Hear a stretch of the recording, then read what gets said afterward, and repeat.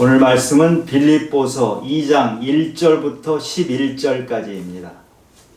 그러므로 그리스도 안에 무슨 권면이나 사랑에 무슨 위로나 성령에 무슨 교제나 긍휼이나 자비가 있거든 마음을 같이하여 같은 사랑을 가지고 뜻을 합하며 한 마음을 품어 아무 일이든지 다툼이나 허영으로 하지 말고 오직 겸손한 마음으로 각각 자기보다 남을 낮게 여기고 각각 자기 일을 돌볼 뿐더러 또한 각각 다른 사람들의 일을 돌봐 나의 기쁨을 충만하게 하라.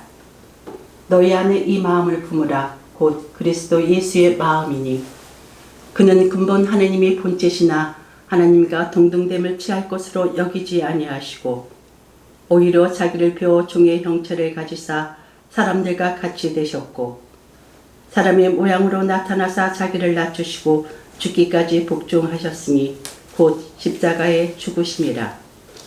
이러므로 하나님이 그를 지극히 높여 모든 이름 위에 뛰어난 이름을 주사 하늘에 있는 자들과 땅에 있는 자들과 땅 아래에 있는 자들로 모든 무릎을 예수의 이름에 꿇게 하시고 모든 입으로 예수 그리스도를 주라 시인하여 하나님 아버지께 영광을 돌리게 하셨느니라. 아멘. 오래전에 한 40년도 넘은 전의 일입니다. 버스가 한강 다리를 지나다가 다리 난간을 부딪혀서 한강 밑으로 빠져버렸어요. 그래서 운전기사를 포함해서 수십 명이 죽었던 사건이 있습니다. 아마 이 좀 연세 드신 분들은 다 그 사건을 기억하실 것 같은데요. 그 당시만 해도 버스에는 사람들이 꽉꽉 차서 갔습니다. 그러니까 그 버스에 가득 사람들이 탔기 때문에 엄청난 사람들이 죽었던 사건입니다. 그런데 그 운전기사가 아주 베테랑이었거든요. 그리고 그 대낮에 술 먹을 것도 아니고. 그래서 잘 점검을 했더니 그 버스에 보면 뭐 다른 자동차도 마찬가지인데요. 운전 하는 핸들에서 그 바퀴까지 이게 전달이 되는데 중간에 핀이 하나가 들어가요. 그 핀이 헐거워져 가지고 빠져서 핸들을 앞만 돌려도 바퀴가 따로 놀았던 거예요.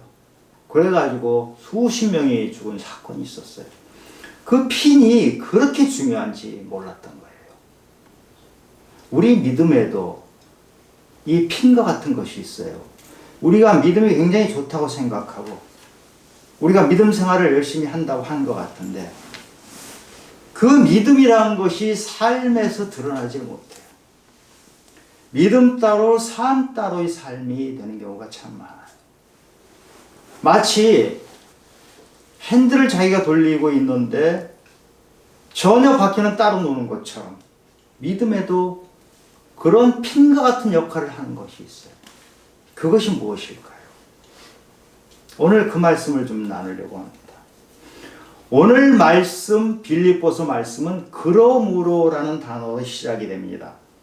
1절을 보니까 그러므로 그리스도 안에 무슨 권면이나 사랑의 무슨 위로나 성령의 무슨 교제나 긍휼이나 자비가 있거든. 이 성경을 읽다가 그러므로라는 단어가 나오면 우리가 굉장히 주의해서 봐야 돼요. 이 그러므로라는 단어는 바로 앞에 나온 어떤 내용에 대해서 깊숙하게 설명을 하거나 답을 주는 것이거든요. 앞에 어떤 내용이 나왔는가 보면 그리스도의 복음에 합당하게 생활하라. 그것이 주제예요. 바로 앞의 주제가. 그리스도의 복음에 합당하게 생활하라. 그러려면 어떻게 해야 되느냐? 그 답이 오늘 본문 1절에서 11절까지 그 답입니다. 그런데 오늘 1절을 개역개정 성경에서는 번역을 하면서 중요한 단어를 뺐어요. 만약에라는 단어거든요. 만약에.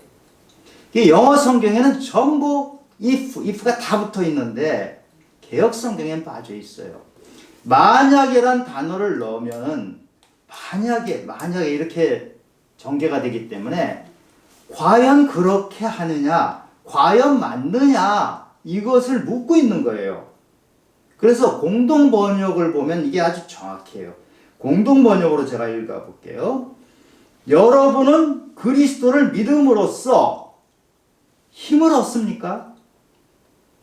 그리스도의 사랑에서 위안을 받습니까? 성령의 감화로 서로 사귀는 일이 있습니까? 서로 애정을 나누며 동정하고 있습니까? 이렇게 4개의 질문으로 되어 있어요. 사도 바울은 우리에게 질문하는 것입니다. 너희들이, 당신들이 믿는다고 하는데 믿음이 이렇게 이루어지고 있습니까? 그 질문을 하나하나 좀 볼게요. 이 질문에 대해서 우리 각자 스스로 답을 해봐야 됩니다. 첫 번째 질문. 여러분은 그리스도를 믿음으로써 힘을 얻습니까? 여러분은 그리스도를 믿는다고 하는데 과연 그 믿음이 우리에게 힘을 주고 능력을 주고 그리스도의 향기가 나게 하고 있습니까? 그리스도를 믿는다면 천지를 창조하셨고 전지전능하신 그분을 믿고 있는데 우리 삶에서 우리가 그분을 믿고 있는 그것이 바로 우리에게 힘이 되고 능력이 되고 과연 그렇게 하고 있습니까? 우리가 그리스도를 믿는다고 하는데 항상 우리는 두려워하고 항상 쫓기고 항상 의심하고 이렇게 사는 것은 아닙니까? 라오디게아 교인들은 예수님을 문 밖에 세워놨어요. 믿는다고 하지만 지금 이 겨울에 차가운 그 문 바깥에서 예수님을 떨고 있게 하고 있는 것은 아닙니까? 이 질문을 하는 것이에요. 두 번째 질문은 여러분은 그리스도의 사랑에서 위안을 받습니까? 예수님은 우리 한 사람 한 사람 때문에 죽으셨잖아요. 그것을 사랑이라고 합니다. 우리는 그 사랑을 받은 자예요. 그럼 우리가 예수님의 그런 사랑, 놀라운 사랑을 받은 자로서 위안을 받고 위로를 받고 살아갑니까? 그리고 그 위로를, 내가 받은 위로를 다른 사람들에게 나누어 주고 있습니까? 이것을 묻는 것이에요. 예수님은 죄인과 세리와 가난한 자들과 함께 계시면서 예수님이 하신 일은 위로를 주신 거예요. 병자를 치유해 주셔서 위로하신 거예요. 고쳐주신 거예요. 그러면 우리에게도 그 예수의 사랑이 있다면 너희들도 그렇게 하고 있느냐 이걸 묻는 거예요. 만약에 안 그렇다면 사랑을 받았다고 하지만 그 사랑이 다 메말라 버린 것 아니냐? 부부가 서로 사랑한다고 사는데 서로 위로를 전혀 못 받는다. 과연 너희들은 사랑하면서 사는 것이냐? 혹시 하숙생이나 손님처럼 사는 것이 아니냐? 교회 공동체에서 사랑으로 맺어진 교회 공동체에서 옆에 사람에게 아무런 위로도 주지 못하고 아무런 관심도 없고 그것을 사랑이라고 할 수 있느냐? 이것을 묻는 것이에요. 세 번째 질문. 성령의 감화로 서로 사귀는 일이 있습니까? 우리는 예수를 믿는다는 것은 성령이 우리한테 임재했다. 성령이 함께 하신다고 하면은 반드시 있어야 되는 일이 사귀는 일이 있는 것이에요. 교제하는 것. 코이노니아. 성령이 우리와 함께 하신다는 것은 우리가 성령과 사귀는 것이에요. 그러면 그 사귐을 가지고 우리는 다른 사람과 사귐이 있어야 되는 것이에요.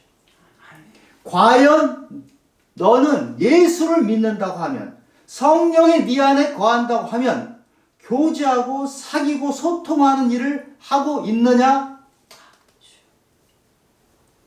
각자 물어봐야 돼요.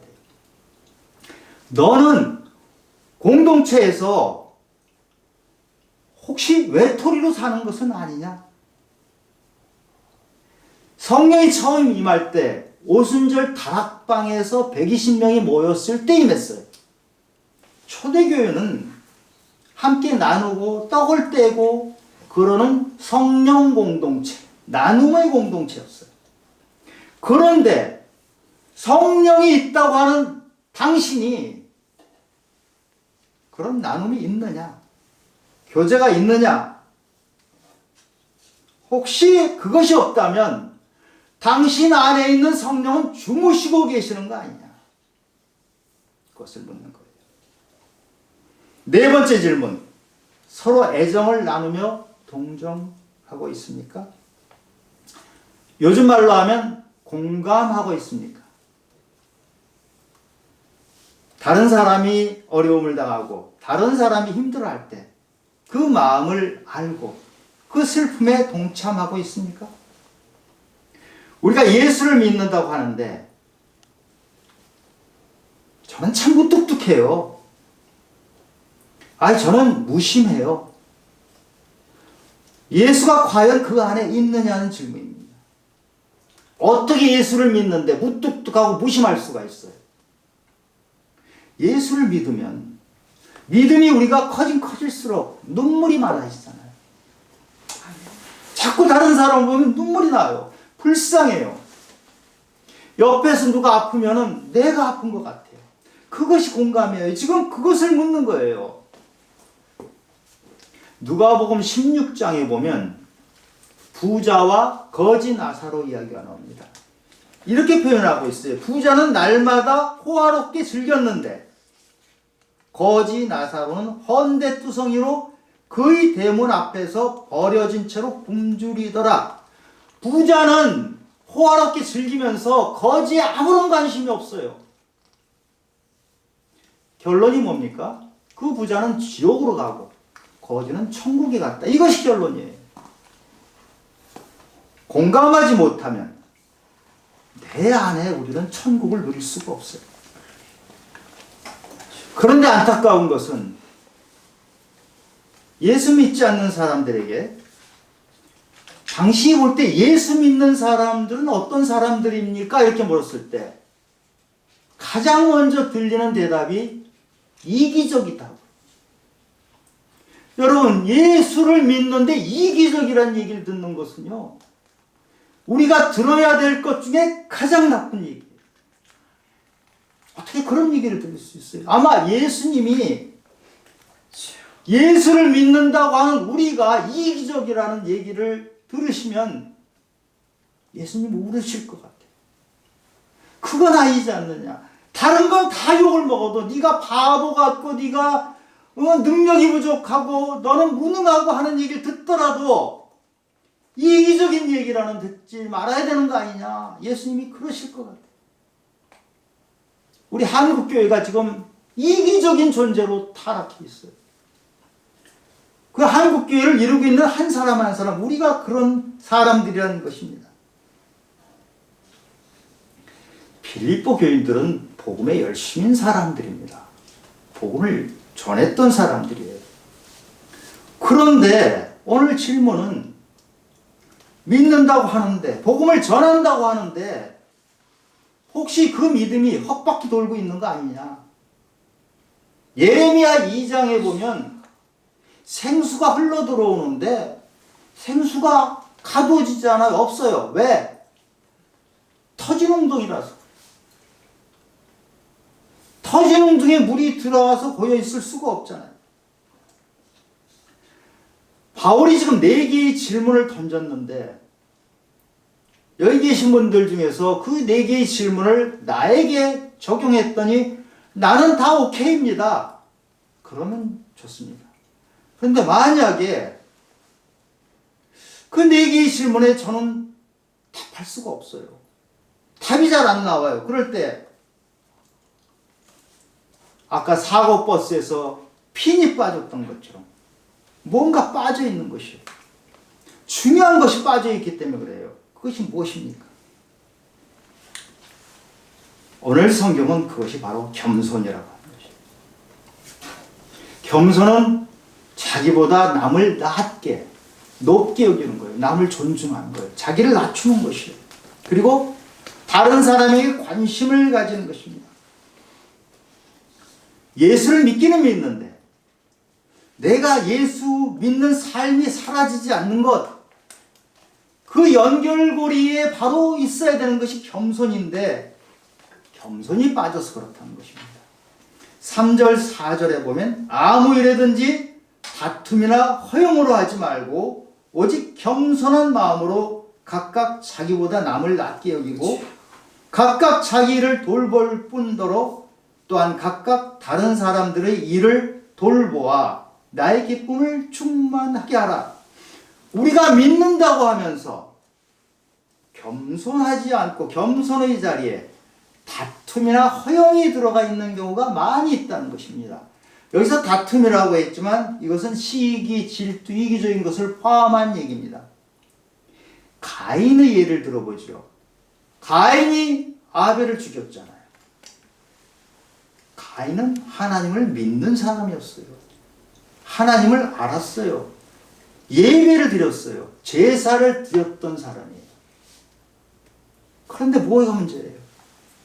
가인은 하나님을 믿었지만 하나님의 마음을 몰랐어요. 그것이 자기가 믿는 것이라고 착각을 했기 때문에 동생을 죽이는 데까지 간 것이에요. 또 하나 허영이라는 것. 허영은 자기를 포장하고 있는 것이에요. 그런데 아담이 선악과를 먹었잖아요. 선악과를 먹은 이유가 뭐예요? 하나님처럼 되려고 그랬던 것입니다. 그 아담이 갔던 그 길. 그런데 아담은 하나님과 대화를 했던 사람이에요. 우리 하나님과 이렇게 직접 대화하는 사람 별로 없잖아요. 하나님과 대화를 해요. 하나님이 자기를 창조하신 분이고 생명을 주신 분이라는 것을 알았던 사람이에요. 그런데 허영이 들어가서 그 안에 교만이 같이 싹 트니까 선악과를 따먹고 결국 에덴 동산에서 추방되는 길까지 갔던 것이에요. 이 허영이란 것이 우리 거품을 잔뜩 불어넣으면 우리 신앙은 신앙인 것 같은데 그 안에 다른 것이 들어있을 수가 있는 것이에요. 바울은 우리에게 겸손해야 한다. 답은 겸손이라 이렇게 하면서 예수님의 마음을 품으라고 해요. 그러면서 예수님이 누구이신지 설명합니다. 그것이 6절부터 8절까지 한번 읽어볼게요. 그는 근본 하나님의 본체시나 하나님과 동등됨을 취할 것으로 여기지 아니하시고 오히려 자기를 비워 종의 형체를 가지사 사람들과 같이 되셨고 사람의 모양으로 나타나사 자기를 낮추시고 죽기까지 복종하셨으니 곧 십자가에서 죽으시냐. 예수님은 십자가 위에서 다 이루었다고 하셨어요. 낮아져서 죽기까지 복종한 그것을 다 이루었다고 하신 것이에요. 지금 빌립보 교인들은 유럽 최초의 교회잖아. 그럼 믿은 지도 오래됐어요. 예수님을 잘 알지 않겠어요? 그런데 예수님을 알기는 안 것 같았는데 제대로 알지 못했던 것이에요. 우리가 내가 누구인가라는 질문에 답을 얻기 위해서는 예수는 누구신가를 꼭 물어봐야 돼요. 예수는 누구신가를 물어보고 예수는 누구신가에 대한 답을 얻어서 그 예수님의 거울에 나를 비춰봐야 과연 내가 어떤 사람인지를 알 수 있는 것이에요. 오늘 본문에서 말씀하신 예수님이 어떤 분이십니까? 예수님 바로 하나님이세요. 하나님인 그분이 사람의 자리로 내려오신 것이죠. 하나님인 예수님은 사람과 같은 낮은 자리로 오셔서 우리와 눈높이를 맞춰주신 거예요. 눈높이를 맞춰봐야 우리 사람을 아시고 우리 사람과 함께 살 수 있기 때문에 그렇게 낮춰서 죽기까지 복종하셨어요. 예수님은 어떤 분이냐? 한마디로 말하면 겸손한 분이에요. 예수님은 태어날 때 겸손하게 태어나셨죠. 베들레헴의 외양간의 말구유, 말박통에서 태어나신 분이에요. 예수님은 마지막 길을 가실 때 나귀 새끼를 타셨어요. 왕이면은 백마를 타고 멋지게 가야 되는데 예수님은 가장 초라한 나귀 새끼를 타고 가셨던 거예요. 예수님은 제자들과 마지막 만찬을 하시면서 보여주신 모습도 겸손의 모습을 보여주셨어요. 제자들이 발을 씻겨주시면서 내가 한 것처럼 너희들도 따라서 하라. 내가 일부러 본을 보인 것이다. 너희들이 하도 못하니까 내가 직접 종의 자리로 내려가서 너희들 발을 씻어준 거야. 그 당시에 발은 누가 씻죠? 노예, 종이 씻던 것을 하나님이신 예수님이 제자들의 발을 씻으신 거예요. 마태복음 11장 28절에 수고하고 무거운 자들은 다 내게로 오라. 내가 너희를 쉬게 하리라. 주님이 쉼을 주시는 방법이 뭐예요? 어떻게 쉼을 주신다는 것이죠? 나는 온유하고 겸손하니 내게서 배우라. 아멘. 너희들이 겸손한 나의 모습을 배우면 너희들에게 쉼이 있다. 그런데 겸손은 배워야 되는 것이다. 겸손은 자동적으로 가만히 있으면 되는 것이 아니고 배워야 되는 것이다. 그래서 겸손은 어떻게 해서 우리 안에 들어오냐? 내 자신의 덕지덕지 붙어 있는 가짜들을 걷어내야 돼요. 내가 잔뜩 포장하고 있는 포장물을 다 뜯어내야 돼요. 그래야 내 모습이 나와요. 나의 부족한 모습, 나의 죄된 모습, 내가 얼마나 엉터리인지 하는 것이 잊고 지냈어요. 아닌 줄 알았어요. 그런데 포장을 다 뜯어내보니까 내 안에 들어있는 죄가 보여요. 사람들은 몰라요. 사람들은 모르기 때문에 어떤 사람은 모르고 나를 존경하잖아요. 어떤 사람은 모르고 나를 괜찮은 사람으로 보잖아요. 나는 나를 알아요. 껍데기 다 띄어내니까 남는 것이 없는 나. 질그릇이에요. 흙덩어리예요, 흙덩어리. 흙덩어리, 그 질그릇에 불과한 나를 주님이 들어오셔야 나의 삶이 주님 때문에 살아내는 삶으로 되는 거예요. 아멘. 그래서 내가 가짜다, 내가 전부 껍데기만 있는 것이다, 나는 포장된 인간이다 하는 것을 인정하면 고린도후서 4장 7절에 우리가 이 보배를 질그릇에 가졌습니다. 이런 심히 큰 능력이 하나님께 있고 우리에게 있지 않다는 아멘. 그 놀라운 말씀이 나에게 임해요. 아멘. 내가 흙덩어리를 만든 질그릇이라는 것을 인정했을 때, 배웠을 때 주님이 내 안에 들어오시게 되는 거예요. 아멘. 그런데 우리가 정말 주의해야 될 게 있어요. 정말 조심해야 될 것이, 우리가 믿음이 자라잖아요. 믿음이 자라면 함께 자라는 것이 있어요. 그것이 교만이에요. 예수님이 가라지 비유를 들으셨잖아요. 곡식이 다 자랄 때까지 가라지도 같이 자란다 그랬어요. 우리가 믿음이 커질수록, 봉사를 많이 할수록, 성경 지식이 늘어날수록, 목사가 될수록 위험한 것이 바로 교만이 함께 자라는 것이죠. 그래서 우리가 조심하고 조심하고 또 조심하는 것이, 믿음이 커질수록 더 조심해야 되는 것이에요. C.S. 루이스는 이런 사람을 상상 속의 하나님을 믿고 헛개비 같은 하나님을 믿는 사람이라고 얘기를 했어요. 우리가 까딱 잘못하면, 이 교만이 함께 자라면 판단하는 자리에 가기가 쉽습니다. 믿음이 커지면 커질수록 생기는 것이 남을 판단하는 것이에요. 죄 중에 가장 큰 죄를 저지르게 되는 것이에요. 그래서 우리가 믿음 생활을 하면서 이 교만을 쳐서 다시는 교만하지 않도록 조심하고 조심하고 조심해야 되는데, 겸손 반대가 교만이잖아요. 중간지대가 없어요. 우리가 예수님으로부터 겸손을 배우지 않으면 우리는 교만한 거예요. 중간이 없어요. 누가복음 9장에 보면 이런 장면이 나옵니다.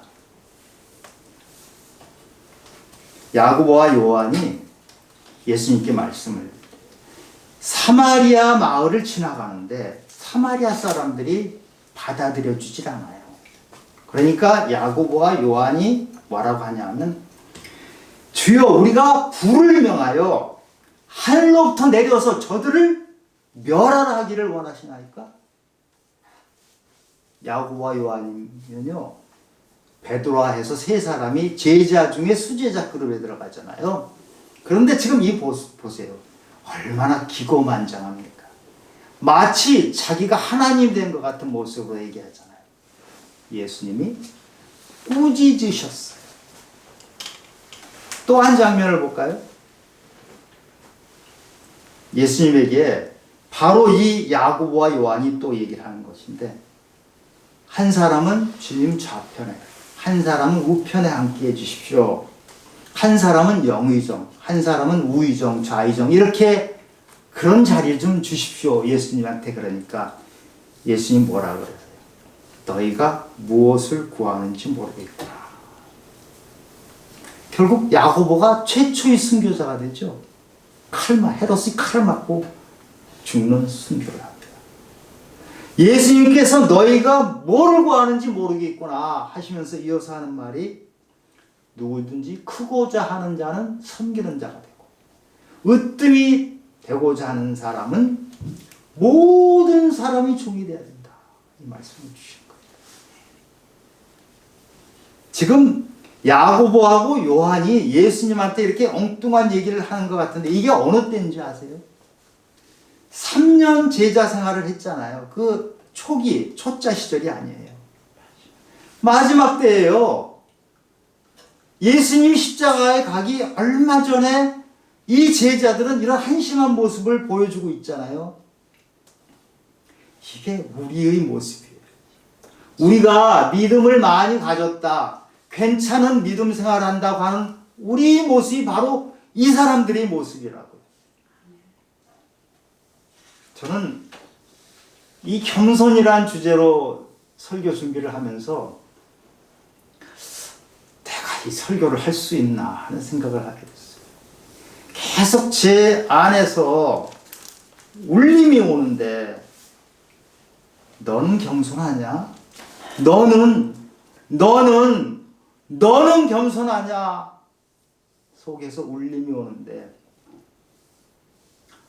주님 저 겸손한 척은 하고 살아요. 꾸며서 하긴 하는데 한만 생각해도 낮아지는 거 정말 잘 안 돼요. 내가 죽어야 되는데 잘 안 돼요. 죽는 척은 하는데요.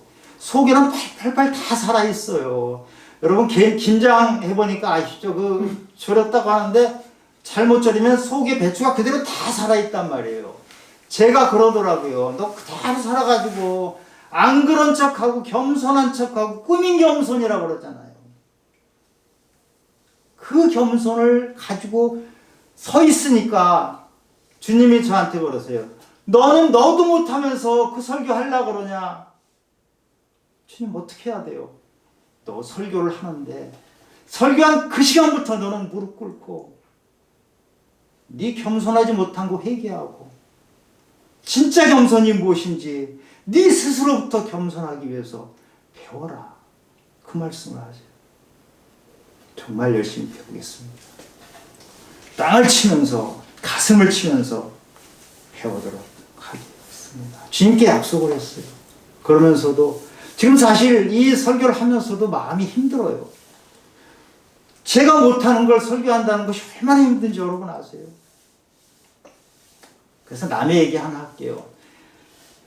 다윗이라는 사람은 참 대단한 사람이잖아요. 그런데 다윗이 그 골리앗을 물리친 그 다윗, 그 모습이 대단한 것보다 더 대단한 것은 다윗은 순종했던 사람이에요. 다윗은 회개했던 사람이에요. 다윗이 왕이 되어서 왕이 아주 절정기에 이르르니까 교만해졌잖아요. 그래가지고 밧세바란 부하의 부인을 갖다가 범해요. 그리고 그 남편 우리아까지 죽여버립니다. 아무도 모르게 은밀하게 아주 계획을 잘 세워서 남들 눈치 못 채게 그런 일을 범했어요. 다윗이 머리가 좋아서 잘 꾸몄는데 나단 선지자가 어떻게 알고 하나님이 말씀을 해주셨대요. 다윗이 죄인이다. 그 말씀을 하나님이 주신 거예요. 나단 선지자가 다윗을 찾아와서 당신이 죄인이요 할 때 다윗이 회개합니다. 시편 32편에 보면 주의 손이 주야로 나를 누리시오니 내 진액이 빠져서 여름 가뭄같이 되었나이다. 주님, 제가 잘못했습니다. 회개하고 무릎 꿇고 엎드렸던 사람이 바로 이 다윗이에요. 다윗이 만약에 회개하지 않고 완전 범죄를 꾸렸겠다 하면 나단 선지자를 한 칼에 죽였을 거예요. 아무도 모르잖아요. 그러면 나단만 어떻게 하나님 말씀을 듣고 그 눈치챘지 몰라요. 그런데 다윗은 하나님은 아신다는 것을 알았던 사람. 우리가 겸손한 척해도 사람들은 속여도 하나님은 아셔. 네가 네 안에 있는 거 다 감춰놓고 네 포장하고 있는 내가 안다. 포장을 뜯어내고 몇 겹인지 몰라요. 뜯어내면 하나님 앞에 우리가 무릎 꿇지 않을 수가 없어요. 그래서 이 무릎 꿇었던 다윗을 하나님께서는 내 마음에 합한 자, 네 순종과 너의 회개 때문에 너는 내 마음에 합한 자라 이렇게 평가해 주신 거예요. 우리가 예수를 잘 믿는 것 같으면서도 삶에서 살아내지 못하는 것은 우리가 겸손의 자리에 가지 못해서 그렇습니다. 우리는 어떤 자리에 있나요? 가인의 자리에 여전히 있어요. 아담이 선악과 먹었던 그 자리에 여전히 있어요. 오늘 빌립보서 2장 1절이 바로 질문이라고 그랬잖아요. 그 질문에 우리가 답을 제대로 하려면, 주님이 원하시는 답을 하려면 그 질문마다 겸손이란 것을 집어넣어요. 4개나 되는 질문이기 때문에 질문이 길어요. 그래서 제가 한 질문에 대해서만 겸손을 집어넣었을 때 어떻게 되는가 말씀을 드릴게요. 그리스도를 믿음으로써 힘을 얻습니까? 그리스도를 믿는다고 하는데 힘도 없고 능력도 없고 향기도 없는데 어떻게 할 겁니까? 예, 겸손하겠습니다. 겸손해서 저를 낮추겠습니다. 땅바닥으로 내려가겠습니다. 종의 자리로 내려가겠습니다.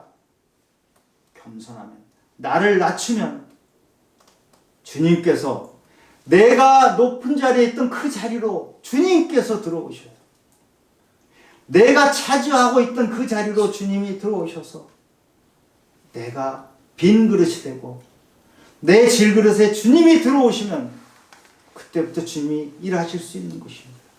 라오디게아 교인들이 문을 꽁꽁 잠그고 주님을 추운 바깥에 세워놨다가 문 열어다오, 문 열어다오 그 문을 열면 주님이 들어오셔서 나와 함께 사신 거예요. 그러면 그때 나는 죽고 예수로 살아가는 삶, 내가 아니라 예수가 내 대신 살아가는 삶, 능력이 많으신 예수, 그분이 나와 함께 할 때 나에게서 나가는 능력, 나에게서 나가는 힘, 나에게서 나가는 향기는 내 것이 아니고 주님의 것입니다.